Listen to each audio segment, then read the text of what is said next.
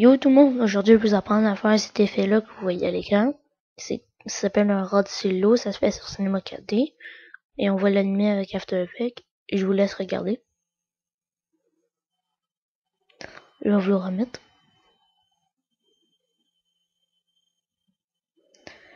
Ok, on va commencer.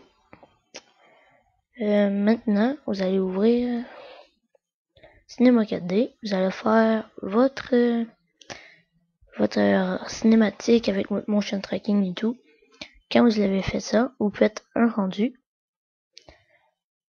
Quand c'est fait, vous allez supprimer tout sauf les textes. Et voilà, il reste juste les textes. Maintenant, on va aller dans les paramètres de rendu. On va aller dans Effet. On va mettre Rendu silo. On va cocher Arrête. Et dans Couleur des arêtes, vous allez mettre blanc. Dans Couleur du fond, vous allez mettre noir. Et là, maintenant, vous allez faire le rendu, juste le rendu du texte seulement. Maintenant, quand c'est fait, vous pouvez le fermer. On va sur After Effects. Je n'avais fait un, je peux vous le montrer. Rapide. Environ ça. Vous pouvez gosser avec les settings et tout. Je vais faire un nouveau projet. On va... Non, je peux l'enregistrer. Ne pas enregistrer. Vous allez faire CTRL SHIFT I, je crois. Non, je m'en souviens plus. Vous allez faire importer fichier multiple, CTRL ALT T, CTRL ALT I. Vous allez sélectionner vos deux cinématiques.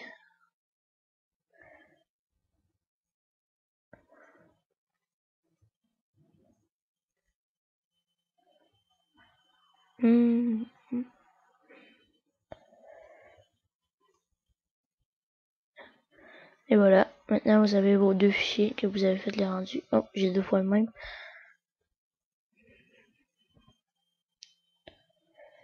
Et voilà, vous allez précompositionner votre motion tracking.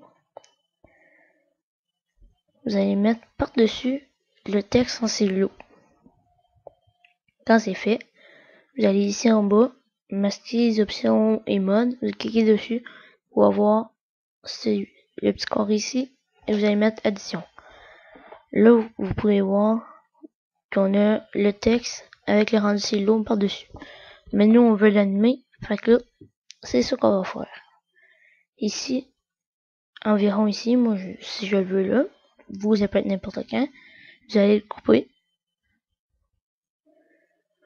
Moi, je peux pas le couper en faisant CTRL SHIFT D parce que ça m'ouvre un crayon sur Camtasia, fait que je vais le faire manuellement. Et voilà. Maintenant, vous avez juste cette partie-là. Là, qu'est-ce qu'on va faire? On va masquer le deuxième calque juste pour voir le texte. Là, dans ce texte-là, vous avez deux choix ici. Soit vous prenez Magic Bullet Look et vous prenez les courbes. Vous allez faire, ça va être la même affaire environ, sauf moi, dans la Pinesse, je l'ai fait avec Magic Bullet Loops. Et là, je vais le faire avec les courbes de After Effects. Vous allez mettre Comb, vous allez aller dans bleu. Ou si vous voulez voir, vous allez dans vert. Et vous pouvez augmenter un peu. Jusqu'à temps que vous ayez un beau bleu. Environ ici. Vous allez mettre l'effet lueur diffuse. Oh. Lueur diffuse. Diffuse. Vous allez mettre dessus. Et vous allez remettre le calque pour qu'on puisse le voir. Maintenant, vous pouvez voir, il y a un bleu. Vous pouvez l'augmenter ou vous pouvez même mettre un vert, je vais vous montrer. Vous augmentez en vert. Moi, je l'avais mis bleu parce que c'était en noir et blanc, mais là, je vais vous le montrer en vert. Fait que là, on l'a en vert. Maintenant, qu'est-ce qu'on va faire? Sur le rendu silo, vous allez mettre volet linéaire. Si vous n'avez pas ce à droite ici, vous ne le trouvez pas, vous allez dans Effet, transition au volet linéaire. Quand vous l'avez mis, vous allez au début de votre clip.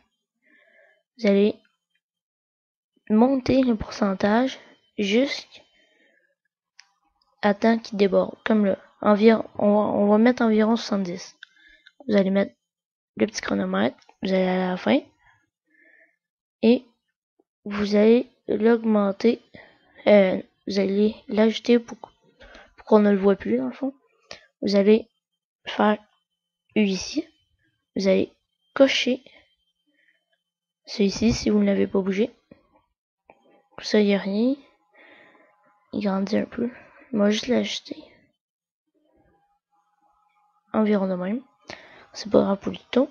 Vous allez aller au milieu et vous allez descendre jusqu'à l'autre côté. Ça devrait être environ 30. Là maintenant, il fait ça et hop, il revient de même. Ben nous, on veut qu'il parte de ce bord-là, il revienne de l'autre bord. Ben qu'il continue dans sa trajectoire. Pour faire cela, vous allez cocher angle quand vous êtes au milieu. Et vous allez le mettre à 135. Là maintenant, vous pouvez faire U pour voir les keyframes. Vous pouvez voir qu'il est en angle. Mais il revient toujours de l'autre côté. Vous allez aller au milieu en tenant Shift pour arriver direct dessus. Vous allez cliquer ici pour skipper une image. Vous allez mettre le double. Moi, c'est 135, donc fond, ça va être 270. Mais comme vous pouvez voir, des fois, il reste droit. Fait que là, s'il reste droit de même, vous devez l'augmenter pour qu'il soit environ en diagonale. Là, ça a de l'air à bien aller. Là. Et voilà. Là, qu'est-ce qu'on va faire? Vous pouvez voir que c'est vraiment sec. Ici, dans le contour progressif, vous allez mettre 50. Et voilà. Maintenant, on a comme un petit dégradé. C'est pas mal tout pour l'effet. Je vais vous faire un petit run preview pour que vous pouviez voir, excusez-moi, qu'est-ce que ça donne à la fin. Je vous laisse observer. Et voilà. C'est pas mal tout. Quand vous avez fait ceci, vous pouvez faire votre rendu avec After Effects. Et c'est tout. Merci d'avoir regardé la vidéo. À la prochaine.